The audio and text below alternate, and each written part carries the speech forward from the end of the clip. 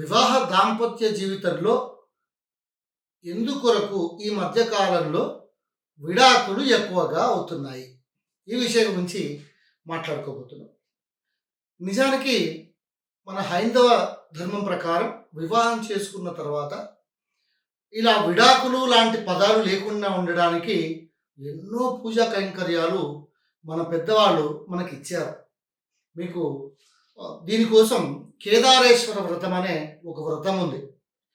మా చిన్నతనాన ఈ మాటను చెప్పేవాళ్ళు. వివాహమైన తర్వాత ఎప్పుడు స్వాతి నక్షత్రం వస్తే అమావాస్యతో కలుపుకొని అప్పుడు ఈ నోమును తల్లి దగ్గర నుంచి కొత్తగా పెళ్ళైన ఆవిడ స్వీకరించాలి. అలా స్వీకరించిన తర్వాత ఎట్టి పరిస్థితులలో కూడా వదలకుండా 21 సంవత్సరములు ప్రతి సంవత్సరము కూడా కేదారేశ్వర వ్రతం చేసుకుని భర్తతో ఆ తోరాన్ని కట్టించుకోవాలి లేదా తోరాన్ని మెడలో వేయించుకోవాలి అని చెప్పేవాళ్ళు. భయభక్తులు అన్న పదాలు అక్కడే పుట్టాయండి. భయము భక్తి రెండూ ఉండాలి.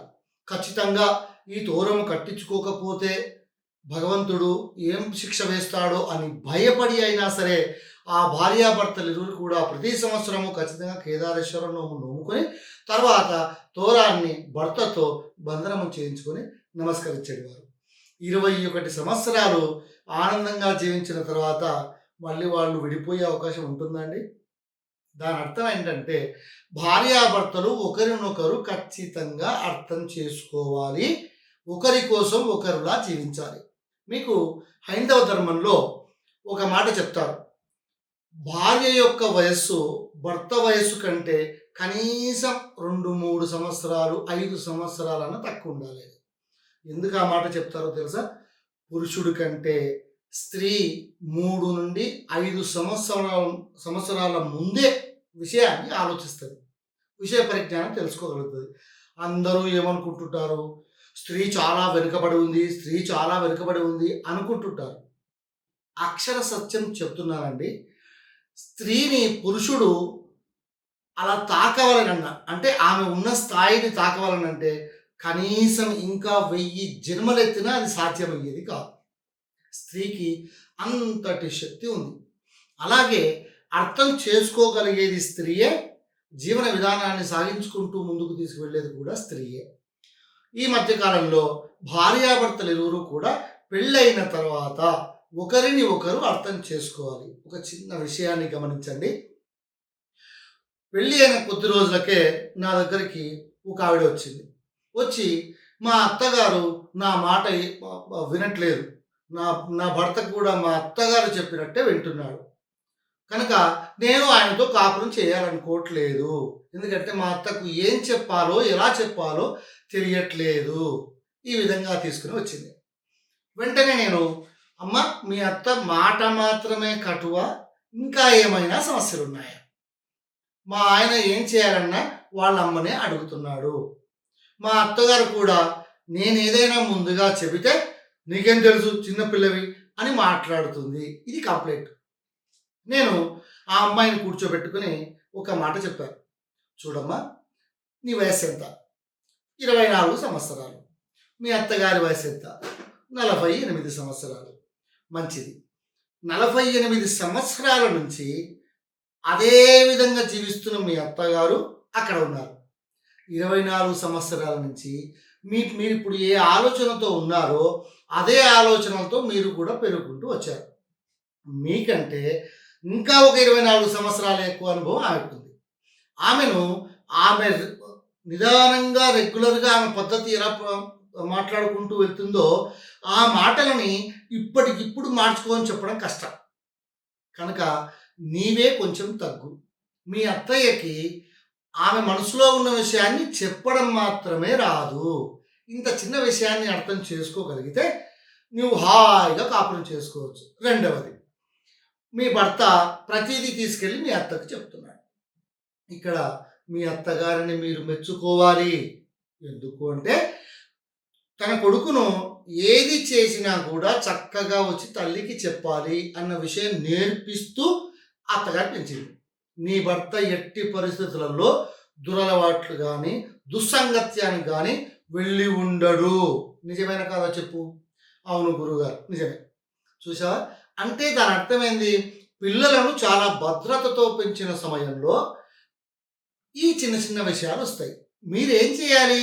మీ అత్తగారు ఎప్పుడైనా ఏదైనా పొరపాటు విషయాన్ని కనుక మీ భర్తకి చెబితే మొదలు మీ భర్తకు అర్థమయ్యేట్టుగా వివరించండి. ఎందుకు అంటే మీకు మీ భర్తకు ఏకాంత సమయం దొరుకుతుందిగా, అప్పుడు చాలా సున్నితంగా ఆ విషయాన్ని తెలియపరచండి. తెలియపరిచిన తర్వాత మీ భర్త ద్వారా మీ అత్తకు ఆ విషయాన్ని తెలియచేయండి. అప్పుడు మీ అత్తగారు ఖచ్చితంగా ఈరోజు అడగకపోయినా రేపైనా నీకెవరు చెప్పారు ఈ విషయము అని అడుగుతుంది. అడిగినప్పుడు నా భార్య ఎట్లా చెప్పిందంటే ఒక్కసారి మీ అత్తలో ఆలోచన మొదలవుతుంది. అవును, నా కోడలు చాలా బాగా ఆలోచిస్తుంది కదా అని. అంతేకాదమ్మా, మీకొక అక్షర సత్యం, నగ్న సత్యం చెప్తున్నాను వినండి. మీ తండ్రి గారిని ధర్మపు తండ్రి అని ఎవరైనా అన్నారా? మీ తల్లి గారిని ధర్మపు తల్లి అని ఎవరైనా అన్నారా? పోనీ వారికి కలిగిన సంతానాన్ని ధర్మం కొడుకు, ధర్మం కూతురు ఎవరైనా అన్నారా? మరి భార్యను మాత్రం ధర్మపత్ని అని ఎందుకన్నారు? ఒక్కసారి ఆలోచించండి. అంత పెద్ద పదాన్ని భార్యకి ఎందుకు ఆపాదించారు? ధర్మపత్ని. ఆవిడ జన్మతః వచ్చిన వ్యాపకాలు, వ్యవహారాలు అన్నింటినీ కూడా వదిలేసి ఈ భర్త కోసం, ఈ కుటుంబానికి వచ్చి ఈ వంశాభివృద్ధి కొరకు అభివృద్ధి పడుతున్నది కాబట్టే భార్యను మాత్రమే ధర్మపత్ని అన్నది లోకం.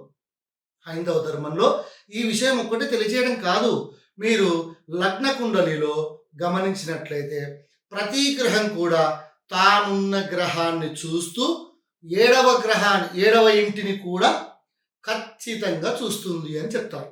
ఈ ఏడవ ఇల్లు ఎవరిదో తెలుసా? లగ్నం. ఉదాహరణకు లగ్నంలో ఉన్న గ్రహాలు ఏవైనా కూడా ఏడవ ఇంటిని ఖచ్చితంగా చూస్తారు. ఈ ఏడవ భావాన్నే కళత్రభావము అంటారు. అంటే మీరు ఇద్దరు భార్యాభర్తలను గమనించండి, ఎవరినైనా గమనించండి, మీ తల్లిదండ్రులను గుర్తించండి కావలిస్తే. భార్య యదో అంటే భర్త ఖచ్చితంగా తదో అంటాడు. ఈ వ్యతిరేకత ఎందుకు ఇలా ఆలోచిస్తారు అంటే, where the opposition is strong there the position must be strong itself. ఈ ఒక్క సూత్రాన్ని మీరు దృష్టిలో పెట్టుకోండి. ఎందుకు విడాకులు వస్తాయి? ఎట్టి పరిస్థితులలో కూడా విడాకులు తీసుకోవాల్సిన ఆవశ్యకత ఉండదు. మీరు గమనించినట్లయితే ఒకవేళ కనుక ఎవరైనా 70, 65, 70 సంవత్సరాల వయసున్న ముసలావిడకి ఒక పండు ఇచ్చి చూడండి, ఒక ముత్తైదుకి, వెంటనే ఆమె 2 కళ్ళు ఆ తాత ఎక్కడున్నాడా అని వెతుకుతారు. వాళ్ళ బాంధవ్యం ఎప్పటిది? వాళ్ళకి ఇప్పటికే 70 ఏళ్ళు వచ్చిందంటే వాళ్ళ చిన్నతనాన్ని నాకు తెలిసి 12 సంవత్సరాలకో 13 సంవత్సరాలకో పెళ్లి చేసి ఉంటారు. అంటే ఇప్పుడు 73 సంవత్సరాల ముసలాయన ఉంటే ఆయనకు 15 సంవత్సరాల వయసు పెళ్లి చేస్తే దాదాపుగా 68 సంవత్సరాల నుంచి వాళ్ళు కలిసే ఉంటున్నారు. 58 సంవత్సరాల నుంచి కలిసే ఉంటున్నారు. దాని అర్థం ఏంటి? వాళ్ళ అన్యోన్యత ఎలా సాధ్యపడింది? మనము విషయ పరిజ్ఞానం కనుక నేర్చుకోగలిగితే, భార్యాభర్తలు అంటే ఏంటి అన్న సంగతి తెలుసుకోగలిగితే ఖచ్చితంగా విడాకుల సమస్య ఎవ్వరి దగ్గరికి కూడా రాదు. అలాగే అందరూ అత్తలు కూడా గమనించండి, నేను అత్తలకు చేతులెత్తి ప్రాధేయపడుతున్నా. మీరు మీ కుమారుడి వివాహం చేసిన తర్వాత మీ కుమారుడు లేదా మీ కోడలు వచ్చి మిమ్మలను ఏదన్నా సలహా అడిగితేనే ఇవ్వండి. వాళ్లకు స్వయం ప్రతిపత్తిని కల్పించండి. వాళ్ళ సొంతంగా ఆలోచించి వాళ్ళు ఒకరితో ఒకరు డిస్కస్ చేసుకొని ఒక నిర్ణయాన్ని తీసుకోగలిగే శక్తియుక్తులను వాళ్ళకు ఆపాదింపచేయండి. ఎట్టి పరిస్థితులలో వాళ్ళు ఏవైనా వ్యావహారిక విషయాల్లో మాట్లాడుకుంటున్నప్పుడు మీరు తలదూర్చవద్దు. వాళ్ళకై వాళ్ళు మీ దగ్గరికి వస్తే ఖచ్చితంగా ధర్మబద్ధమైన సలహాను వాళ్ళకి ఇవ్వండి. విడాకులు వచ్చే అవకాశాలే లేవు. అలాగే మగపిల్లలకు కూడా నేను చెప్తున్నాను, వాళ్ళ వంశాన్ని, వ్యవహారాన్ని సంపూర్ణంగా వదిలేసి వాళ్ళు మన ఇంటికి వచ్చి మన వంశాన్ని అభివృద్ధి చేయడానికి ఎంతో సహకరిస్తున్నారు. కాబట్టే మీ భార్యలకి విలువనివ్వండి.